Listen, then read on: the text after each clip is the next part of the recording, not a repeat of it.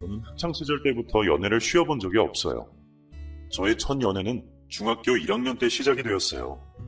같은 반 남학생이 저에게 은근히 잘해주는 걸 느끼기는 했었는데, 그때까지는 연애라는 것도 누군가를 좋아할 때 나타나는 행동 같은 것도 잘 모르던 시기였기 때문에 그냥 친한 친구라고만 생각을 하고 있었는데, 저에게 갑자기 고백을 해온 거예요. 민지야, 나 너 좋아해. 우리 사귈래? 뭐? 갑자기 나를 좋아한다고? 나는 그냥 너랑 친하다고만 생각하고 있었는데. 내가 너 좋아하니까 먼저 말도 걸고 다가가서 친해진 거지. 나 원래 여자애들이랑 친하게 지내는 거 싫어해. 알았어, 생각해볼게. 나는 아직 너를 좋아하는 건 아니라서. 고민해보고 꼭 얘기해줘. 저는 정확하게 일주일 정도 지켜보다가 그 고백을 받아줬어요. 그 전까지는 몰랐는데 그 남자애가 저한테 하는 행동들이 다 저를 좋아하는 마음에서 나오게 된 거라는 게 느껴졌거든요. 그리고 그런 사실에 마음이 설레기 시작하면서 저도 그 아이를 좋아하게 되었어요. 우리 사귀자. 나도 너 좋아. 정말? 우리 그럼 오늘부터 1일이다? 그 친구의 고백을 받아들인 이후로 중학교를 졸업하고 고등학교에 들어가기 전까지 3년을 사귀었어요. 그러다가 고등학교를 각자 다른 곳으로 진학을 하게 되면서 자연스럽게 헤어지게 되었죠. 솔직히 어릴 때라서 3년 동안 사귄 거라고 해도 친한 베프처럼 매일 붙어 다니고 같이 밥 먹고 놀러 가고 이런 수준이었기 때문에 큰 아쉬움을 느끼지는 못했던 것 같아요. 그냥 서로 연락이 뜸해지면서 자연스럽게 그만 만나자는 말이 나오게 되었고 그렇게 헤어지게 된 거였죠. 근데 제가 고등학교 1학년 초까지는 그 친구를 만나고 있는 상황이었는데도 불구하고 저에게 호감을 보이고 있던 같은 학교 다른 반 남학생이 제가 헤어지자마자 바로 고백을 해서 또 만나게 되었는데요. 나름 잘생기고 그 학교에서도 유명한 친구였기 때문에 바로 승낙을 했습니다. 그때는 저도 연애라는 게 재미있는 거라는 걸 알게 된 때라 제가 그 친구를 잘 모르고 좋아하는 마음이 크지 않았는데도 그냥 만나게 되었어요. 하지만 그래도 저는 한 번 만나면 꽤 오래 만나는 스타일이라 그 친구와는 대학교에 들어가서 2학년이 되는 시기까지 만났습니다. 역시나 각자 다른 대학교로 입학을 했는데요. 대학교에 들어가 보니 이전에는 몰랐던 세계들이 제 눈앞에 펼쳐지더라고요. 제가 만나고 있는 친구보다 잘생기고 잘 나가는 사람들이 많이 있었어요. 사실 고등학생 때까지는 얼굴이 잘생기면 다 좋았는데 대학교에 와보니 공부 잘하고 똑똑한 사람이 더 멋있고 좋아 보이던 거 있죠. 물론 그렇다고 해서 제가 바람을 피운 건 아니었어요. 짧지 않은 시간 동안 만난 그간의 정도 있었고 저도 만나면서 그 친구를 꽤나 좋아했기 때문에 다른 사람들이 눈에 더 멋있어 보인다고 해서 마음이 더 가지는 않더라고요. 근데 그 친구는 아니었던 것 같아요. 서로 다른 대학을 갔는데도 불구하고 인연을 잘 만나왔는데 군대에 가서 바람이 났더라고요. 그 학교 동기가 저보다 면회를 더 많이 가면서 자연스럽게 그 둘이 바람이 난 것 같았습니다. 결국 그 길로 바로 헤어졌어요. 저는 바람핀 사람 2번 쳐다볼 만큼 멍청한 사람도 아니었고 저도 나중에 가면 갈수록 좋아하는 마음보다는 습관과도 비슷한 거의 정 때문에 만난 게 컸기 때문에 바람을 폈다는 사실을 안 순간 정이 확 떨어졌어요. 그래서 그 길로 제가 먼저 찾아가 헤어지자는 선언을 했습니다. 처음에는 저한테 미안하다면서 울면서 매달리더라고요. 하지만 가차없이 잘라냈어요. 더 솔직한 말로는 이런 경험이 처음이었기 때문에 좀 상처받은 것도 있었어요. 그래서 다시는 만나고 싶지 않아서 그 자리에서 헤어졌습니다. 그 뒤로도 저는 연애를 몇 번 더 거듭하면서 한 번도 짧게 만나본 적은 없었어요. 물론 썸이라는 것을 통해서 스쳐 지나간 인연들이 있기는 했지만 그 기간은 아주 짧았고 저의 연애는 거의 삶의 절반 이상을 차지할 만큼 긴 시간으로 이어졌습니다. 그러다 2년을 만난 사람과 결혼을 결심하게 된 사람을 만나게 되었어요. 처음에 그 사람을 만난 건 소개팅 자리였습니다. 직장 동료가 거래처 사람이라면서 너무 좋은 사람이니까 한번 만나보라고 하더라고요. 저도 마침 그 첫 연애가 딱 끝났을 무렵이라 바로 승낙하고 그 자리에 나갔어요. 근데 자리에 나가자마자 솔직히 외모에 조금 실망을 했었어요. 저보다 나이 차이가 4살밖에 안 되는데 더 노안처럼 보이더라고요. 여태까지 숱하게 연애를 하면서 늘 외모도 어느 정도 되고 스마트하고 사회적으로도 잘 나가는 사람들을 많이 만났었기 때문에 실망스러운 건 어쩔 수 없더라고요. 하지만 저는 연애에 있어 개방적인 사람이었고 적어도 몇 번은 더 만나보고 판단하자는 생각이 들어서 소개팅 날 이후로 3번 정도 더 만남을 가졌어요. 근데 만나면 만날수록 이 사람 정말 괜찮은 사람이구나 라는 게 느껴지더라고요. 매너도 훌륭했고 외모도 자꾸 보니 이 정도면 나쁘지 않지 라는 생각이 들었어요. 무엇보다 키가 좀 컸는데 옷을 깔끔하게 잘 입는 스타일이라 좀 매력적으로 보이는 것도 있었죠. 결정적으로 유머 코드가 저랑 잘 맞아서 만날 때마다 너무 유쾌하고 즐거웠어요. 그렇다 보니 저도 모르게 호감을 느끼게 되었고 상대방도 제가 나쁘지 않았는지 2주일 정도 썸을 타다가 바로 연애를 시작하게 되었습니다. 민지씨, 첫날부터 우리 만나는 날 느낌이 나쁘지 않았는데 역시 민지씨를 보면 볼수록 점점 더 좋아지는 것 같아요. 저랑 연애해 주실래요? 네, 저도 성우씨 좋아요. 저도 점점 성우씨가 좋아졌어요. 우리 예쁘게 잘 만나봐요. 본격적인 연애가 시작되고 이 남자는 저에게 더 적극적으로 다가오며 지금까지 제가 만난 사람 중에 가장 저를 아껴주는 듯 했어요. 솔직히 남자가 본인이 만나고 있는 사람한테 돈을 얼마나 많이 쓰느냐에 따라 애정도를 볼 수 있다고 하잖아요. 이 남자는 지금까지 제가 만난 사람 중에서 저한테 쓰는 돈이 제일 많은 사람이었어요. 물론 제가 돈 보고 사람을 만나는 속물은 아니에요. 근데 아주 소소하게 머리끈부터 시작해서 가방, 액세서리 등 명품을 줄 때도 있었는데 그게 은근히 기분이 좋더라고요. 근데 또 받을 수만은 없어서 저도 받은 만큼 해줬어요. 우리는 서로가 생활소존이나 조건들, 여러 가지 여건들이 잘 맞아서 결혼까지 생각을 하게 되었습니다. 한 2년 정도를 연애를 했을까요? 지금까지 제가 만난 사람 중에서 제일 짧은 연애 기간을 가졌지만 결혼해도 되겠다는 확신이 있었어요. 이 남자는 여전히 저에게 좋은 매너를 유지하고 있었고 하루빨리 결혼하자고 재촉을 하고 있는 상황이었어요. 이때까지 저도 결혼 정년기가 된 상황이었고 더 늦어지면 노처녀가 될 수도 있을 것 같아서 결혼을 승낙하고 식을 올렸습니다. 근데 변함없이 저한테 잘해줄 거라고 생각했던 이 남자가 결혼하고 나서 태도가 좀 바뀌더라고요. 처음에는 회사 일이 바쁘고 피곤하다는 이유로 집에 들어오기만 하면 바로 씻고 혼자 잠을 자는 게 다반사였어요. 그러다 남자는 취미생활이라는 게 필요하니까 본인의 개인 생활을 좀 존중해달라고 하면서 주말에는 무조건 나가서 하루 종일 축구를 하고 들어온다든지 등산을 한다든지 혼자만의 시간을 가지곤 했죠. 물론 저도 그런 거 다 이해하죠. 남자가 사회에서 받는 스트레스는 집안에서만 풀기는 힘들다고 하잖아요. 게다가 그 취미생활이라는 게 이해 못할 것들도 아니었고 건전하게 운동하고 들어온다는데 말릴 이유도 없었어요. 하지만 제가 원하는 건 일주일 내내 집에 들어와도 저와의 대화는 딱 저녁 먹을 때뿐이고 그 이후로는 제가 말을 시켜도 힘들고 피곤하다는 이유로 늘 서재에만 들어가 있으니 저와의 시간을 좀 가져달라는 거였어요.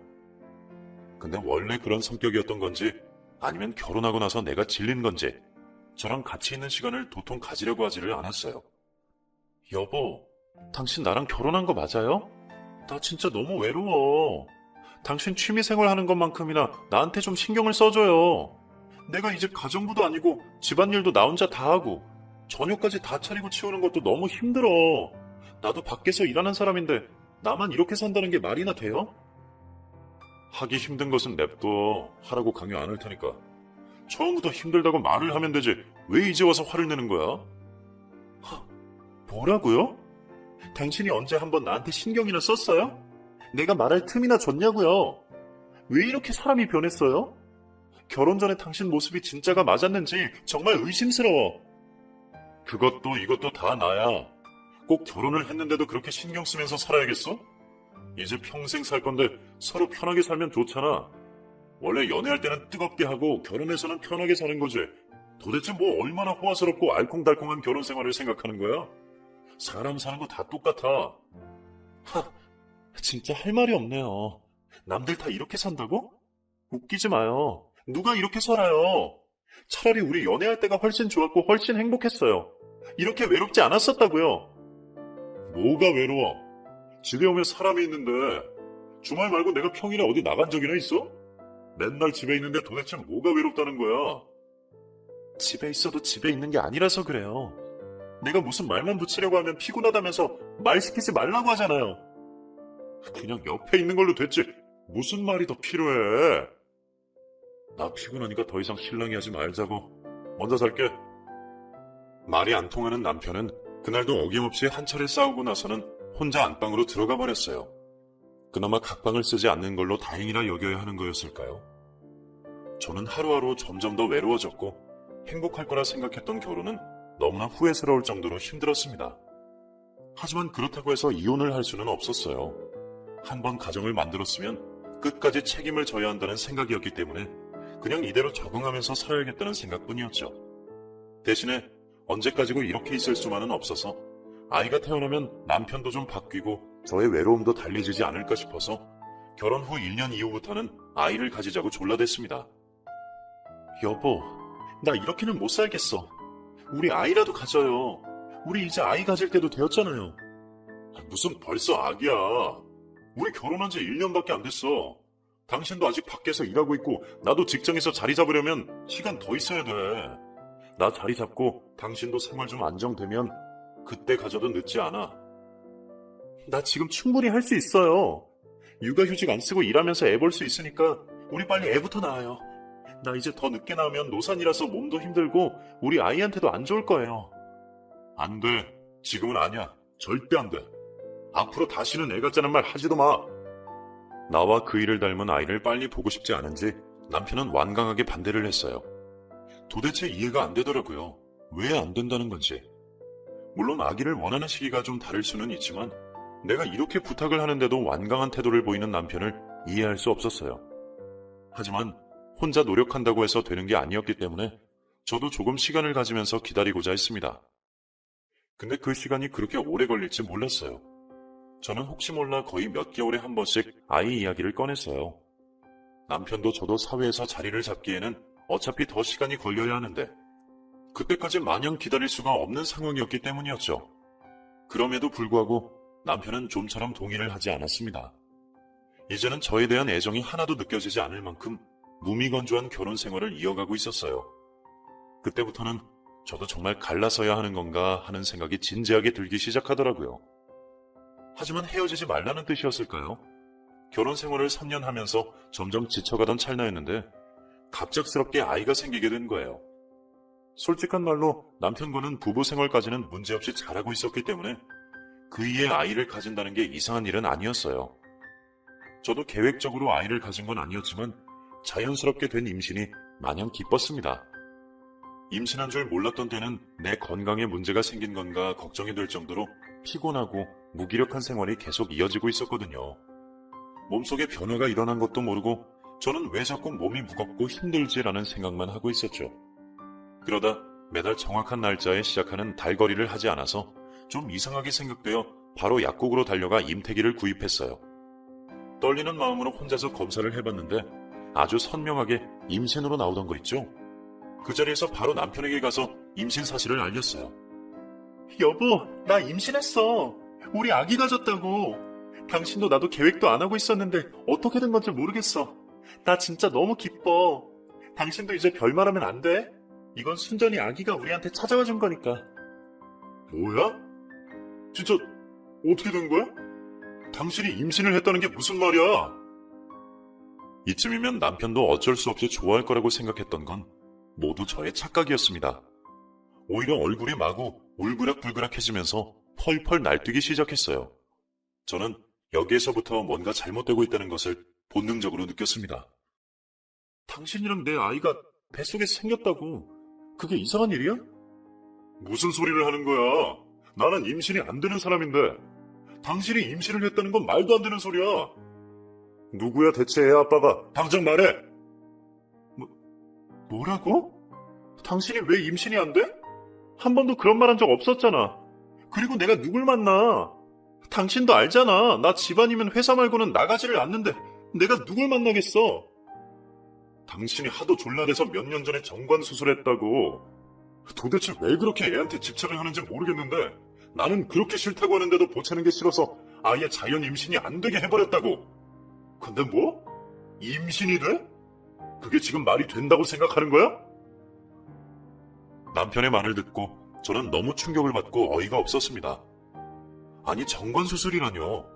그것도 저한테 말도 한마디 하지 않고 동의도 구하지 않았으면서 혼자 가서 모든 걸 다 처리해버린 남편에게 저는 너무나도 화가 났어요. 그리고는 저를 의심하는 부분에서는 분노가 일었어요.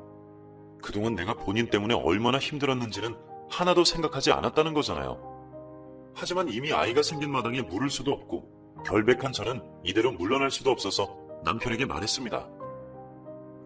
정말 화가 나지만 당신 혼자 정관수술했다고 쳐. 근데 몇 년 전 일이라며.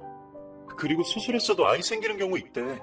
그게 완벽하게 다 피임이 되는 건 아니라고 하니까 더 이상 나 의심하지 마. 여기에서 나 더 의심하면 진짜 알아서 해. 애까지 생긴 마당에 나 못할 거 없어. 우리 애 지키기 위해서 나 뭐라도 할 거야. 제 말에 완전히 쫄았는지 남편은 아무 말도 하지 못했어요. 그리고 스스로도 분한지 그 자리에서 자리를 박차고 나가더라고요. 이때부터 저의 서러운 임산부의 생활이 시작되었습니다. 그 전에도 남편은 집안일이라고는 거들떠보지도 않았고 저에 대한 배려가 거의 없었지만 이후부터는 아예 방도 따로 쓰면서 저를 사람 취급도 하지 않기 시작했어요. 그에게 있어서 저는 투명인간이었습니다. 배가 불러오는데도 아이가 조금도 궁금하지 않은 듯했어요. 남들은 먹고 싶은 것도 남편에게 다 말하면 사다 주고 집안일도 잘해준다는데 저는 임신한 몸으로 회사도 다니고 집안일도 하고 출산 준비까지 모든 걸 다 혼자 했습니다. 병원에 가는 것도 물론 혼자였어요. 남편에게는 감히 같이 가자고 말도 꺼내지 못했죠. 종종 엄마가 같이 가주시기는 했지만 엄마에게는 저의 불행한 결혼 생활을 말하는 것도 너무 죄송하고 창피해서 늘 남편은 바빠서 같이 못 온다고만 이야기를 했었어요. 그 와중에 고맙게도 아이는 제 뱃속에서 잘 자라주었습니다. 제가 정신적인 스트레스를 너무 많이 받아서 임신 초기에 살짝 고비가 오기도 했었지만 다행히 아이는 잘 견뎌주었고 건강하게 잘 태어나 주었어요. 아이를 낳을 때는 꽤나 고생을 많이 했습니다. 첫 아이라서 그런지 가진통부터 시작해서 거의 24시간을 꼬박 아팠어요. 집에 혼자 있는데 배가 아프기 시작해서 혼자서 119를 불러 병원으로 갔습니다. 그리고 엄마만 불러서 옆에서 도와달라고 하고는 모든 것을 다 혼자 견디고 해결했어요. 아이는 좀처럼 나오지 않았고 하루를 고생시킨 뒤에야 유도주사를 맞고 나서 태어났어요. 그래도 예쁜 모습으로 태어나준 게 저는 너무 고마웠습니다. 의사 선생님도 엄마를 힘들게 하기는 했지만 그래도 팔다리 정상적으로 나오고 체중도 딱 적당하니 잘 태어났다고 칭찬을 해주셨어요. 어려움 속에서 출산을 했지만 그토록 원하던 아이가 있다는 것 하나만으로도 저의 모든 힘든 기억들이 씻겨 내려가는 듯 했어요. 그리고 남편의 사랑 없이도 아이랑만 잘 살면 되겠다고 생각하며 기쁨의 순간을 보냈습니다. 하지만 저의 불행은 또 그때부터 시작이었어요. 제가 산후조리를 하고 있는 병원으로 며칠 뒤에야 찾아온 남편은 아이를 볼 생각도 하지 않고 당장 친자 검사부터 하라고 생떼를 부리기 시작했어요. 나는 저 아이가 절대로 내 아이가 아니라고 생각해. 절대 인정할 수 없어. 그러니까 당장 친자 검사해. 머리카락 얼마든지 잘라줄 테니까 바로 하라고. 어서. 병원에 오자마자 난리를 치는 바람에 병원 내 사람들의 이목이 다 저희에게 쏠렸어요. 저는 너무 창피하고 너무 슬펐습니다. 그래도 본인 자식이 태어나면 조금이나마 태도가 바뀌지 않을까 하고 기대했던 제 자신이 너무 초라하게 느껴졌어요. 그래서 저도 보란듯이 코를 납작하게 해주고 싶어서 당장 검사하겠다고 했습니다. 그래, 해. 어디 당신 친자 검사하고 나서도 그런 소리 나오는지 내가 볼 거야. 만약 저희가 당신 애가 맞으면 정말 두고 봐. 나 가만히 있지 않을 거야. 감히 나를 기만한 대가가 어떤 건지 보여줄 거라고. 결국 그 자리에서 저희는 친자 검사를 진행을 했어요. 도대체 사람이 어디까지 이기적일 수 있는 건지 저는 가늠이 되지 않았어요. 출산을 하는 순간에도 같이 있어주지 않은 데다 아이가 태어났다고 하는데도 병원에 한 번도 와보지 않았던 사람이 다짜고짜 와서 하는 말이 친자 검사를 하라는 게 말이 되나요? 시부모님조차도 저에게 미안해서 얼굴을 들 수 없다고 말씀하실 정도였으니 남편의 태도가 어떤지는 다들 짐작이 되실 거예요. 친자 검사 결과가 나올 때까지 저는 남편에 대한 분노를 가라앉히기가 힘들었습니다. 제가 상상하고 원했던 결혼 모습은 결코 이런 게 아니었어요. 싸우더라도 곧 바로 화해하고 웃으며 밥 먹고 같이 TV보다 잠들고 그런 아주 소소한 것들을 원했던 건데 그런 작은 것조차도 저에게 허용이 되지 않는다는 게 너무 서럽고 힘들었습니다. 하지만 이제 와서 물을 수도 없는 거라 저는 일단 친자 검사를 기다리고 있었어요. 시간이 지나고 검사 결과가 나왔습니다. 그때는 저희 엄마와 시댁 가족들 남편까지 다 모여서 검사 결과를 보기로 했어요. 그 사이 저는 조리원에서 퇴원을 해서 집에 있었고 저희 집으로 모두 다 모였을 때 떨리는 마음으로 검사지를 펼쳤습니다. 근데 저는 긴장될 게 하나도 없었어요. 정말 결백했기 때문이었죠.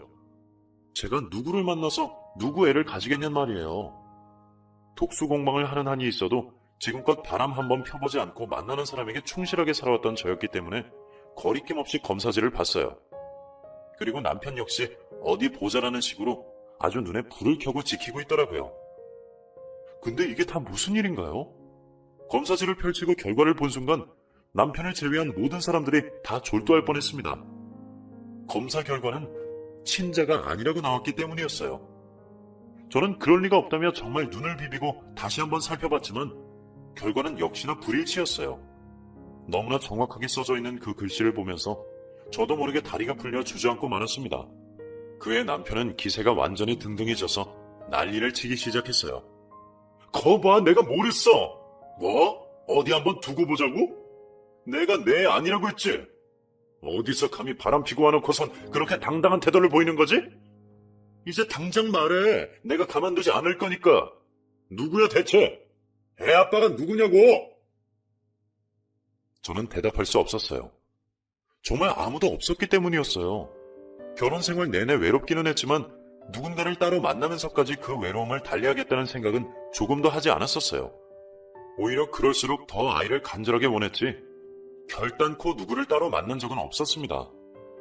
스스로도 놀라 아무 말도 못하고 있는 제 앞으로 갑자기 시동생이 나와 모든 가족들 앞에 무릎을 꿇었어요. 이건 또 무슨 상황인가 싶었던 저는 그의 행동을 보면서 경악을 금치 못했습니다. 그것은 비단 저뿐만 아니라 그 자리에 함께 있던 남편까지도 입을 벌리고 다물지 못하는 상황이 벌어지고 말았어요. 미안해 형. 죄송합니다.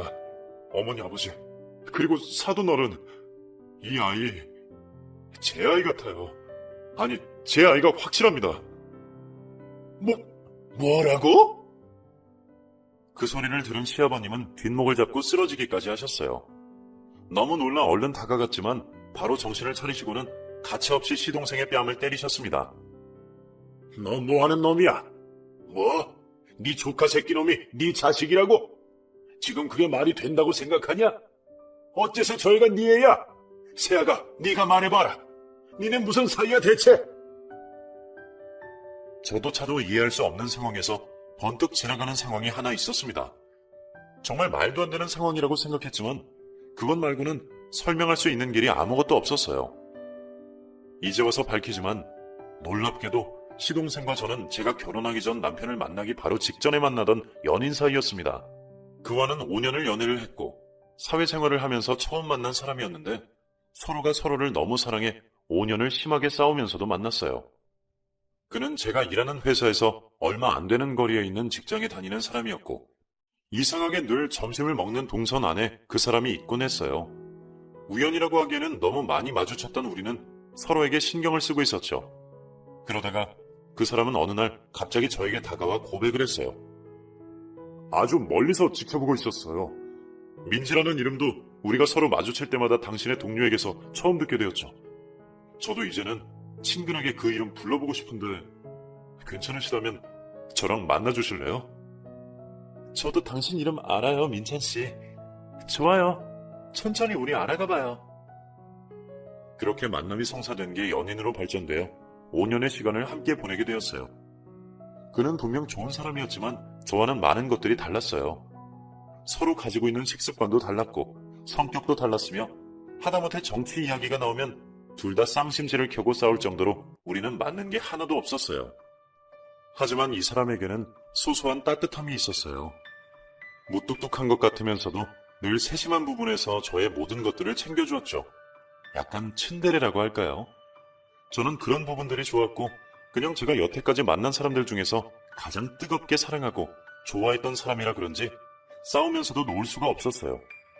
그건 그도 마찬가지였습니다.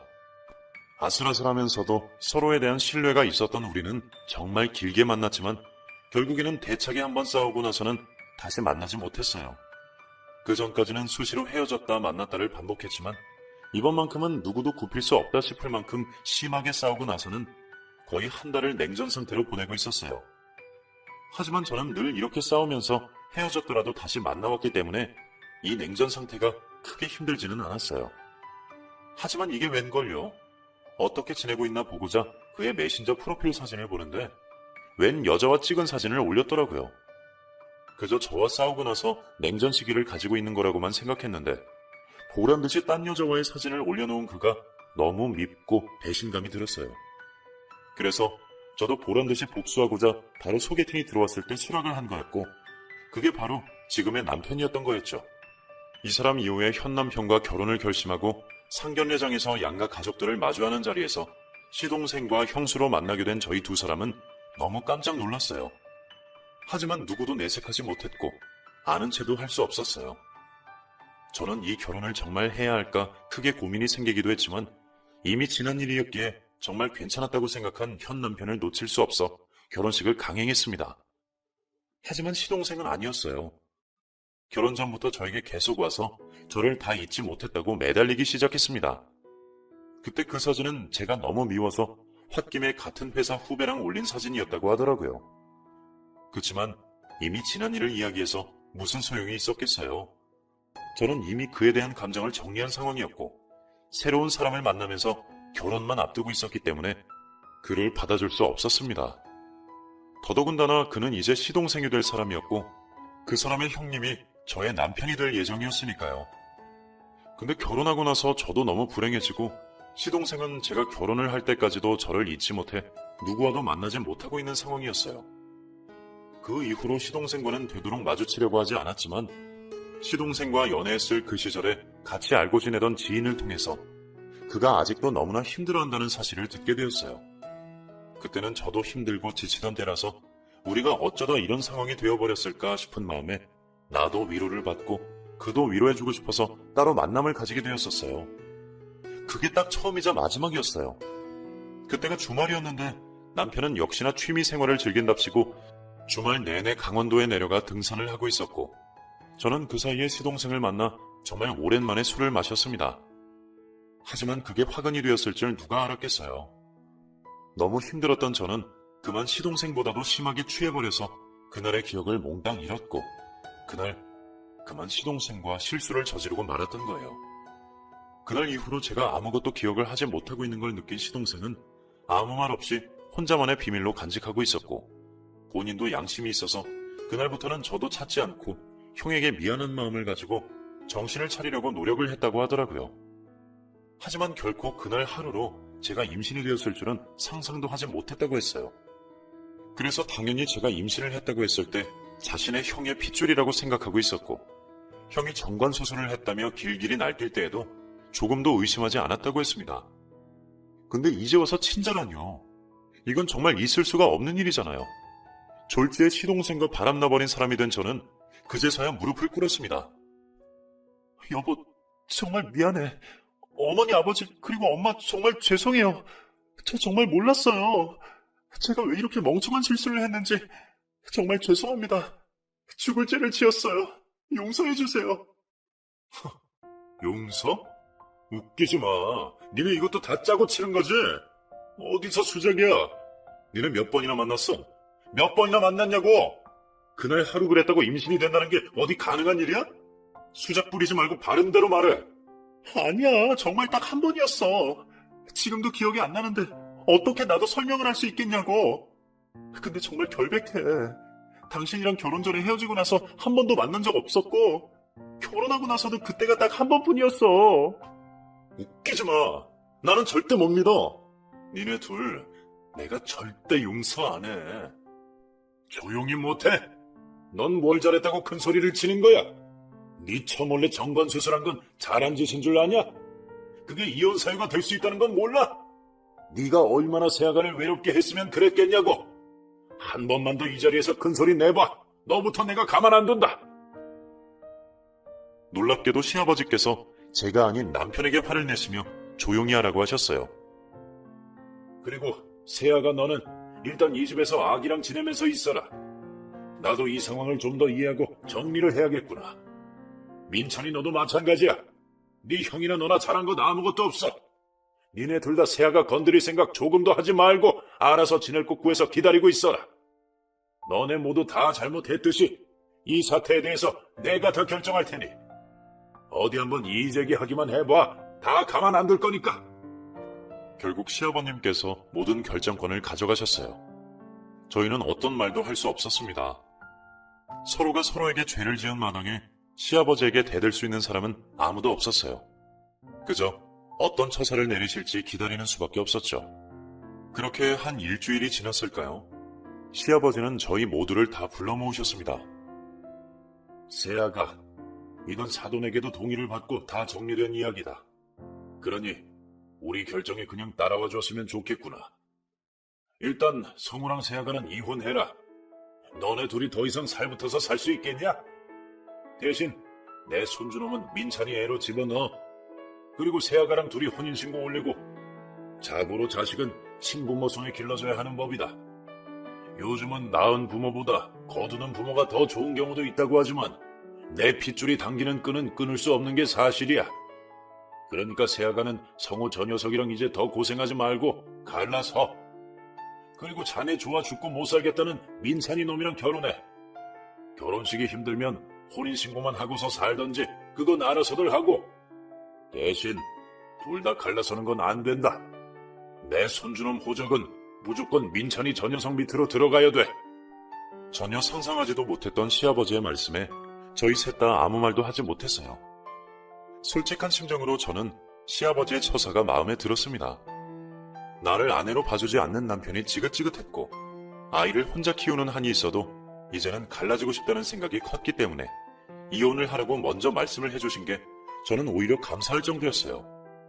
다만 시동생과 다시 혼인신고를 올리라는 거에 큰 부담감을 느꼈어요. 솔직한 말로 제 인생에 있어 가장 뜨겁게 사랑한 사람이었기 때문에 그가 싫지 않았습니다. 오히려 연애를 할 때 그의 좋은 면모들을 많이 알고 있어서 오히려 우리 아이에게도 나에게도 좋은 아빠, 좋은 남편이 되어주지 않을까라는 기대감이 있었어요. 하지만 그쪽에서 동의를 할 수 없다고 한다면 저는 호적만 올려놓고 제가 키울 생각이었어요. 좋습니다, 아버지. 저 민지랑 혼인신고 할게요. 아이도 제 자식이니 제가 잘 키우겠습니다. 저와 생각이 같았는지 이제는 시동생이라고 부르기에도 민망한 이 사람은 바로 승낙을 했어요. 근데 아직도 자기 잘못은 인정하지 않고 있는 현 남편이 문제였습니다. 웃기고들 있네. 니네가 그러고도 언제까지 행복하게 사는지 보자. 금방 후회하게 될 거야. 시끄럽다. 내가 얘기했지. 너도 잘못이 크다고. 한 사람 인생을 책임지기로 했으면 끝까지 해야 할 거 아니야. 애미 혼자 힘들게 만들어 놓고 뭘 잘했다고 큰 소리야. 현 남편을 호되게 꾸짖은 시아버지는 말씀을 이어나가셨어요. 대신 민찬이 너랑 애미는 잘 들어라. 내 사전에 다시는 자식 새끼가 이혼하는 걸 못 본다. 그러니 이번에 혼인신고 올리면 죽이 되든 밥이 되든 그때부터는 끝까지 가.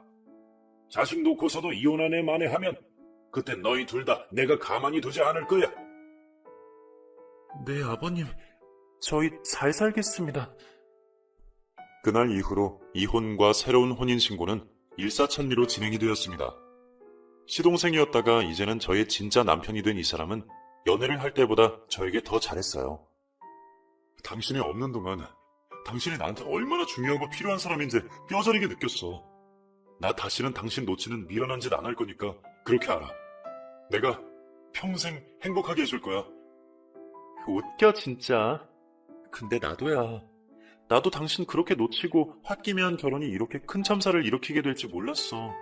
나도 미안해. 나도 이제 정말 당신한테 잘할게. 우리 아이도 진짜 잘 키워보자, 여보. 당연하지. 하룻밤 실수였고 형한테도 부모님께도 너무 미안하고 죄송한데 난 당신을 다시 얻을 수 있어서 기쁘다.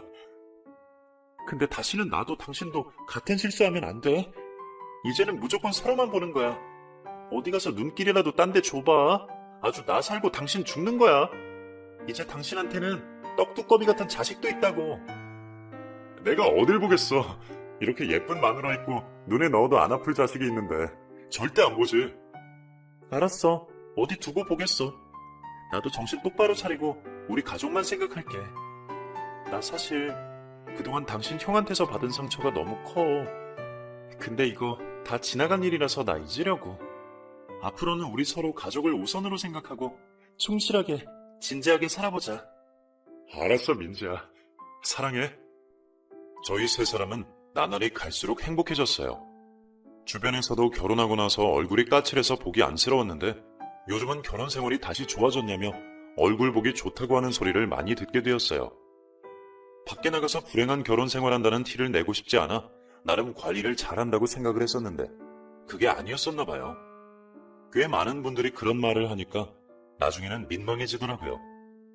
그래도 그 역경을 보내면서 집안일을 같이 하는 남편과 육아도 힘껏 함께하는 남편을 보면서 사람 인생이 어떻게 한순간에 바뀔지 모르는 거구나 라는 생각을 많이 하게 되었습니다. 이게 바로 내가 원했던 결혼 생활이었는데 라고 생각하며 하루하루를 감사하게 여기며 살고 있어요. 그 전에 저를 너무 힘들게 하고 저도 그만 상처를 줘버린 같이 살던 전 남편이자 지금의 남편의 형이란 사람은 우리 둘 모습이 꼴보기도 싫다며 외국을 가버렸어요. 근데 한편으론 미안하면서도 또 다른 한편으로는 속이 다 시원하더라고요. 저도 미운 감정보다는 그 얼굴을 또 보는 게 민망하기도 하고 지난 일들이 자꾸 생각나 힘들었는데 차라리 잘 되었다 싶었어요. 거기에서는 제발 정신 차리고 좋은 사람 만나서 행복하게 지내기를 바라고 있어요. 들리는 소식으로는 개인 생활 존중을 잘해주는 외국 여자를 만나 나름 잘 살고 있는 것 같긴 하더라고요. 그리고 저의 생활은 마냥 행복하기보다는 역시나 사람들 입방아에 오르락내리락 하기 좋은 가십거리라 저를 잘 알고 있는 사람들 사이에서는 계속해서 화두가 되고 있어요. 솔직히 제가 생각해도 이 콩가루 같은 상황을 누가 이해를 해주겠어요. 제가 한 실수에 대해 어쩔 수 없이 나올 수밖에 없는 반응이라고 생각을 하고 있어요. 또 저도 잘한 거 없다고 생각을 하기에 그저 다시는 이런 실수를 하지 않고 더 제 옆에 있는 사람에게 충실해야겠다는 마음으로 살고 있고요. 여러분도 어떤 상황이 와도 지금 내 옆에 있는 사람을 배신하는 일은 하지 않으시기를 바랄게요. 저도 너무 어려운 역경들이 많이 있었지만 그 과정을 통해서 많은 것을 느꼈네요. 이제는 저의 이 가정에게 평생 충성하려고 합니다. 여러분도 그러시길 바랄게요.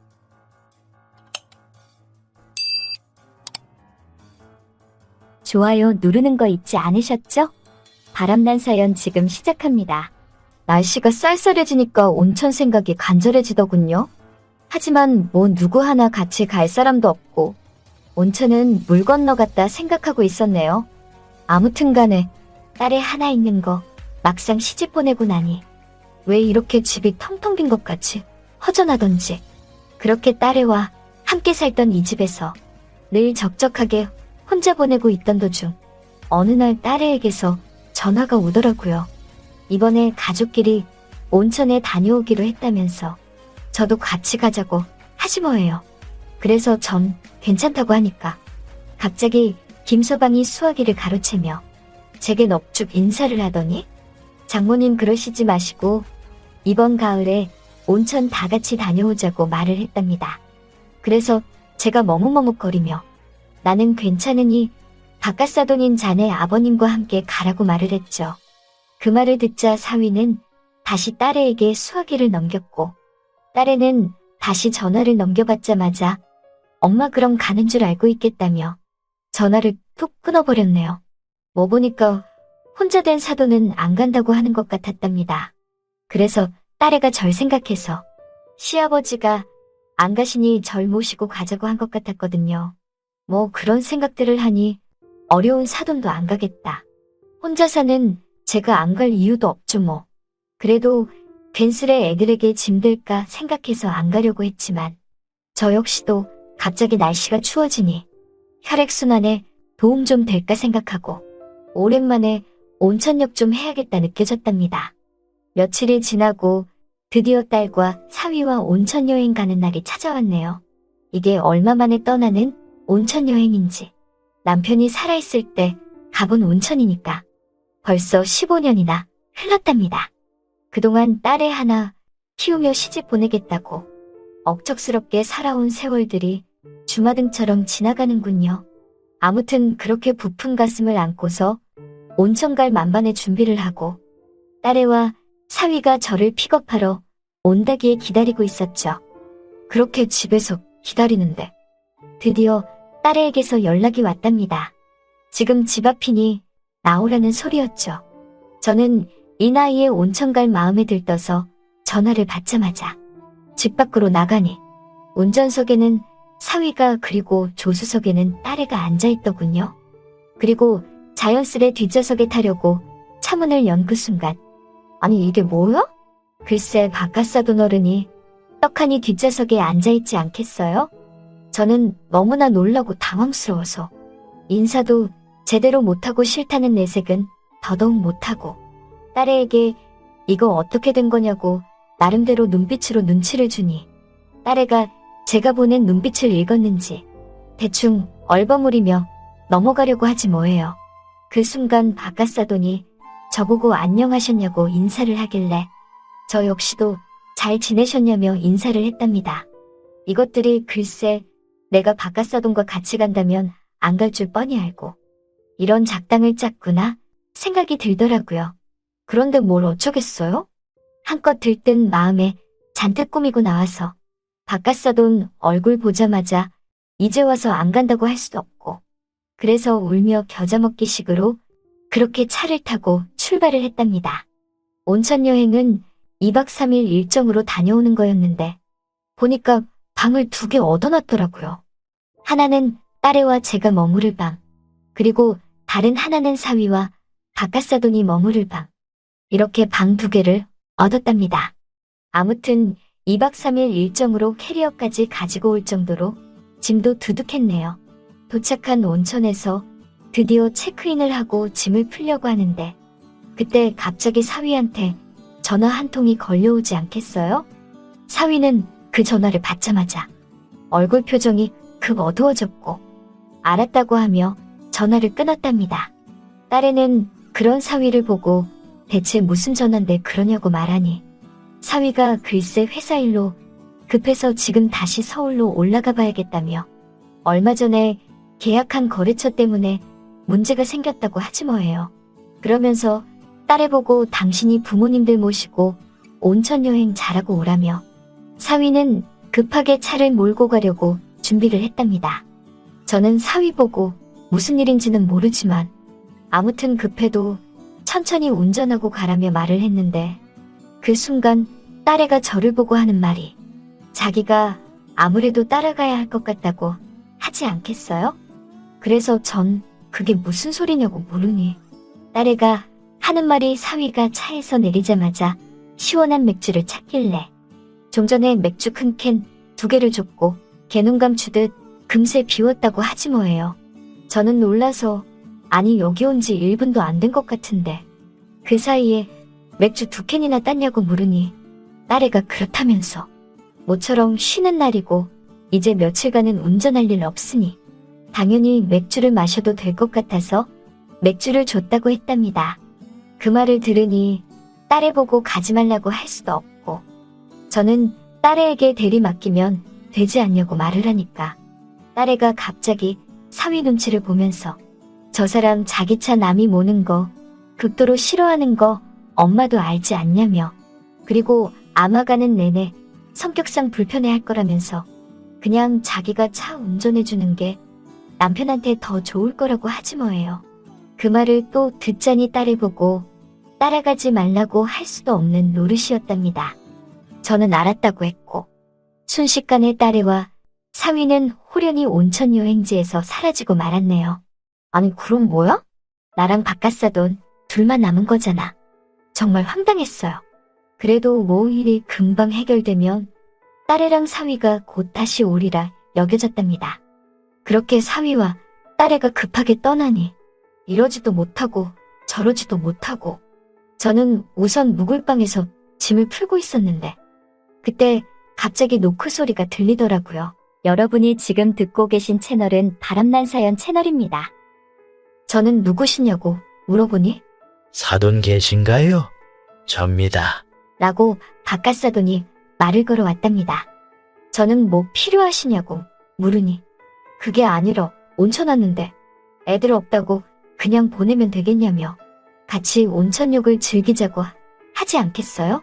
남사스럽게 남편도 아닌 바깥사돈과 온천욕이라니 정말 일을 어떡할까 하는 생각이 들었죠. 그렇다고 사돈 혼자 하라고 냉랭하게 말하기도 그래서 우선 알았다며 곧 나간다고 했답니다. 온천욕은 예전 우리 때와는 조금 다르게 옷을 갖춰 입고 성별 구별 없이 함께 할 수 있는 곳이었는데 흔히 요즘 애들이 말하는 스파 그런 것 같더라고요. 그래도 그렇지 뭔가 좀 불편했어요. 아무래도 제가 뭐 옛날 사람이라 그런가 보죠 뭐. 그렇게 사돈과 뜨끈한 온천물에 온천욕을 즐기고 있는데 바깥사돈은 이 와중에 아주 시원하다고 좋아하더라고요. 저는 이 상황에 온천욕을 더 하다가는 마치 탈진할 것 같아서 그냥 일단 먼저 일어섰는데 아니 글쎄 이 양반도 날 따라 같이 일어서지 않겠어요? 저는 그래서 왜 같이 일어서시냐며 더 하시지 그러시냐고 물으니 바깥사돈은 오랜만에 땀 많이 뺐다며 그러지 말고 이쯤에서 같이 시원한 식혜 하나씩 먹자고 하더군요. 전 얼떨결에 바깥사돈을 따라 식혜를 파는 조그만 매점으로 향했어요. 매점 직원이 뭘 드실 거냐고 물어보길래 바깥사돈이 식혜라고 대답을 하자 그 매점 직원이 글쎄 바깥사돈 옆에 서 있는 절 보고 어머님도 그럼 아버님과 같이 식혜로 드릴까요? 라고 하지 않겠어요? 그 말을 들으니 너무 황당했어요. 바깥사돈도 그 순간 당황스러워서 제 눈치를 살피며 헛기침을 하더라고요. 바깥사돈 옆에 서 있으니 제가 꼭 이 양반 마누라인 것 같은 느낌이 드는 것 있죠? 그런 생각들로 약간은 불편함이 느껴졌답니다. 그렇게 식혜를 마시고 있는데 한켠에 안마의자들이 보이더라고요. 보니까 안마의자를 이 온천에서 홍보하며 시승하는 이벤트를 열지 뭐예요? 저는 워낙에 안마의자 같은 거 하면 몸이 너무 아파서 안 하려고 하는데 바깥사돈이 글쎄 같이 저거 한번 해보자고 하지 않겠어요? 그래서 전 괜찮다고 사돈어른 하시라고 말을 하니 그럼 실례 좀 하겠다며 바깥사돈은 행사 직원의 도움을 받으며 그렇게 안마의자에 올랐고 저는 그 모습을 지켜보고 있었답니다. 그때 행사 직원이 그런 저를 보고 어머님도 같이 해보세요. 부부끼리 하면 더 좋거든요. 라고 하지 않겠어요? 저는 너무나 당황스러워서 그 행사 직원에게 부부 아니라는 부정의 말들이 목 끝에서 터져 나오기 일보 직전이었지만 다시 꾸역꾸역 그 말들을 삼켜내며 접어두게 되었죠. 어이없어서 행사 직원에게 대체 부부끼리 좋은 게 뭐냐고 물으니 행사 직원이 갑자기 저에게 능글맞은 표정을 지어 보이며 이거 어머님도 참 아버님하고 궁합 좋아 보이시는데 다 아시잖아요. 그런 거. 저는 너무나 황당했어요. 안 되겠다 싶어 먼저 그냥 숙소로 올라갔네요. 숙소로 올라와 잠시 눈 좀 붙인다는 게 그 사이 잠이 푹 들었나 봐요. 잠결에 또 누군가 노크를 하지 않겠어요? 저는 누구냐고 물으니 아니나 다를까 또 바깥사돈이었답니다. 그러면서 제게 하는 말이 저녁 안 드시냐며 같이 저녁 먹자고 말하지 않겠어요? 전 속으로 그냥 혼자 드시지. 서로 불편하게 꼭 나랑 같이 먹어야 하나 하는 생각이 들었죠. 아무튼 자꾸 나에게 뭐 하자고 하는 게 못내 귀찮고 불편했지만 뭐 한편으로 나를 챙겨주기 위해 그런가 보다 생각했네요. 그리하여 바깥사돈과 같이 저녁을 먹는데 우리는 삼겹살을 먹었고 바깥사돈은 소주를 한 병 시키더라고요. 그러면서 절 보고 한 잔 받으실 거냐고 해서 저는 됐다고 하니까 그럼 혼자 먹겠다며 빈잔에 소주를 직접 따르는데 그 모습이 왜 이렇게 처량해 보이던지 저는 소주병 주시라며 제가 직접 빈잔에 소주를 따라주었고 안 마시려고 했지만 사돈에게 오늘은 저도 한 잔 마셔야겠다며 저도 한 잔 주라고 말했답니다. 까짓것 그냥 이렇게 된 거 사돈과 술이나 마셔야겠다 생각했어요. 핸드폰을 보니 딸애에게 문자가 와 있더라고요. 오늘은 못 갈 것 같다며 내일 일찍 간다는 내용이었죠. 그러면서 자기 시아버지 잘 좀 부탁한다고 말하는데 이래서 자식 키워놓으면 다 소용없는 것 같아요. 저보다 사돈 먼저 챙기니까 말이에요.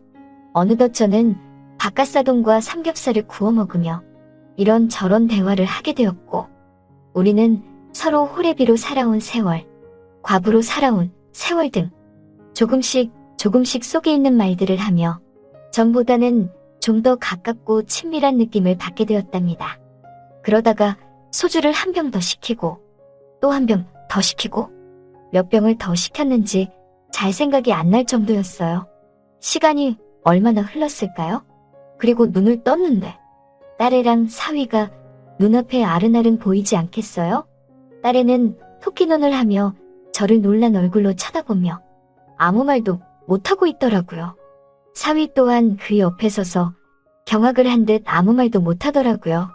그래서 이상하다 싶어 저는 애들에게 왔냐고 하며 왜 이렇게 쳐다만 보냐고 물어보는데 딸애가 갑자기 떨리는 입술로 엄마 라고 하는데 순간 뭔가 이상하다는 직감을 했죠. 그래서 방 주위를 둘러보니 아니 이게 뭐야 대체? 이 양반이 여기 왜 누워있대? 보니까 바깥사돈이 옆에서 자고 있지 않겠어요? 저는 그 순간 놀라서 벌떡 일어났고 여기저기 살펴봤는데 그냥 잠만 잔 것 같더라고요. 그래도 뭐 애들이 이런 모습을 다 봤는데 얼마나 창피하고 부끄럽던지 어제 바깥사돈과 술진탕 마시고 어찌어찌 하다 보니 이렇게 된 것 같더라고요. 저는 사위가 있어 뭐라 말도 못하고 딸애를 불러 솔직하게 말을 했죠. 이러이러해서 같이 술 먹다 이렇게 된 거다. 아무 일도 없었으니 걱정 말아라 등등. 뭐 이런 식으로 말을 했고 바깥사돈 또한 저와 비슷하게 사위에게 말을 했답니다. 그 뒤로 어떻게 됐냐고요? 솔직히 말하면 그 일로 하여금 바깥사돈이 더 편해졌네요. 같이 술 마시며 속에 있는 말들을 꺼내놓은 우리이기에 이제 늙음하게 친구처럼 지내고 있답니다. 가끔은 애들 몰래 단둘이 만나서 술 친구도 하고 있어요. 물론 우리 사이는 딱 거기까지만이죠 뭐. 더 이상의 진도는 도덕적으로 허락하지 않으니까요. 무조건적으로 어렵기만 한 바깥사돈이었는데 이제는 전보다 더 편한 사이가 되다니. 온천 여행 가서 늙음하게 이성 친구 한 명 생겼네요.